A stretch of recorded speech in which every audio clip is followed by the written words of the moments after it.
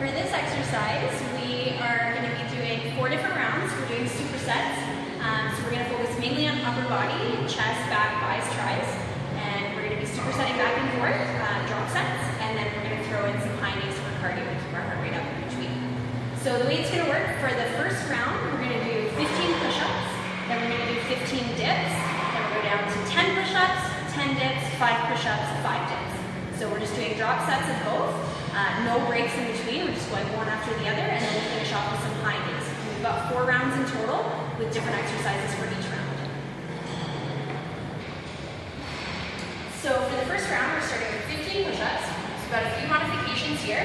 You do your standard push-up, body nice and tight, hands just outside of your shoulders. You're going all the way down, all the way up, all the way down, all the way up. That's the first version. Second version would be you can put your hands up on a bench, a stair, anything that you have. That's going to make it slightly easier. Up on the feet, body tight, down, up. Same thing. If that's still too difficult, or if you start to fatigue, then you go down on your knees, down, up. All 3 are perfectly fine. Because we're doing 15, then 10, then 5, you're going to get tired, so just pick one that you can keep up with the form. And if you need to switch, if you start on your feet, you need to go down to your knees, no problem. You just want to make sure that your form is there. So again, you're starting with 15 push-ups, then you're going to move right into dips, no break. So if you have something you can do it on, like a stair, bench, couch, chair, anything. Ideally, you want to do it with your feet out, hips up, and elbows to the back. So you're going to go down and up, down and up. You want to push your elbows straight to the back. Don't let them come out like this and let your shoulders dip in. So out and up. If that gets too difficult, the closer you move your feet, the easier it's going to be. So you can move them here, or you can even move them right under your butt, so you're just doing a tiny little dip. That's fine too. And again, you're going to start with 15 dips, and then you go down to 10, then down to 5. Back and forth between push-ups and dips. So I've just completed round 1, push-ups, dips, 15, 10, 5 of each in a superset, and now we're going to go into high knees. So 100 high knees. As soon as you finish, then you'll take a break. So high knees, we're just going to get the knees all the way up. I would advise keeping your hands here at about 90 degrees, and then you know where your knees want to be. So you're just going up. Knees as high as you can go. Keep your core tight, and make sure you're breathing. So round 2, we're doing back and buys. So we're going to do a combination of wide grip rows and wide grip curls.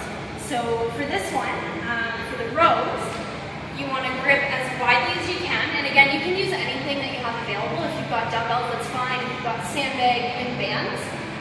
For this, we're going to use these bars because we have them here. So grip as widely as you can. You want to hinge at the hips, bend your knees slightly, and keep your back as straight as you can. You're going to row up and down in a nice, slow, controlled movement. And you want to aim to bring your shoulder blades together in the back. So really pull everything together.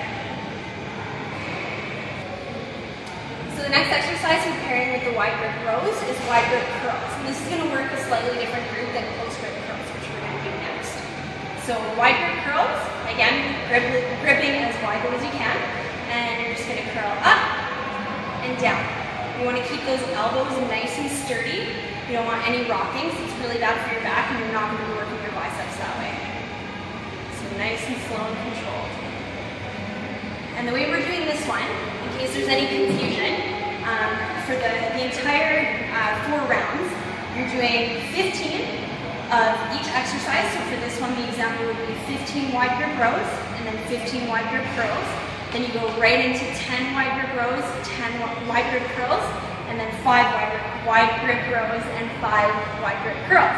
And then you go right into the high knees. So we already demonstrated the high knees, but there's no break in between the supersetting and the high knees. It's just one fluid stream of exercises, and then you take a break after the high knees. So round 3, we're moving on to chest press and skull crushers. So chest and tries. The reason we paired them chest and tries, back and buys, is because they're primary and secondary muscle groups. So when you're doing push-ups and dips, for example, push-ups you're working your chest and your tries, and then dips you're working your tries. So we really want to fatigue those muscles and superset them as much as possible. And that's the same with rows and curls. When you're doing rows, you're still working your buys as your secondary muscle. So when you do your curls, your buys are already fatigued and we really want to burn them out. So that's why we pair them this way. So the first one that we're doing is chest press. So if you want an extra challenge, keep those legs up. And you're just going to come all the way down to your chest, all the way up. All the way down, all the way up. You want to be careful not to lock your elbows at the top. So keep a slight bend. And if that gets too difficult, drop the legs, down and up. So the superset with chest here is the skull crushers. So you're going to lay back down, and you're probably going to want to use a lighter weight for this one. And you're going to do a close grip here. You're going to come down just below 90 degrees, almost hitting yourself in the forehead, and back up. Down and back up. You should really feel this in the tries. Nice, slow, and controlled. So at this point, I just finished my chest and my tries. I'm going to go right into my high knees, do 100 of those, then I would take a quick break. Then I would move on to round 4, and in round 4 we're doing close grip rows. So if I did overhand last time, I'm going to switch the grip to underhand just so I'm working different muscles. And I'm also doing close grip instead of wide grip, so that's going to work different muscles as well. So just the same as before, hinging at the hips, back nice and straight, knees slightly bent, and you're going to roll up and down. And this time you should actually be able to bring your shoulder blades closer together because it's a close grip.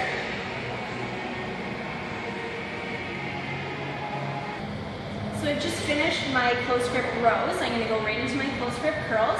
So again, I'm going to grip it much closer than I did last time. I'm going to dig my elbows right into my hips so that ensures that they're not swaying. Bend your knees slightly, up and down. All the way up, all the way down. And you'll notice that my weight here is quite a bit less.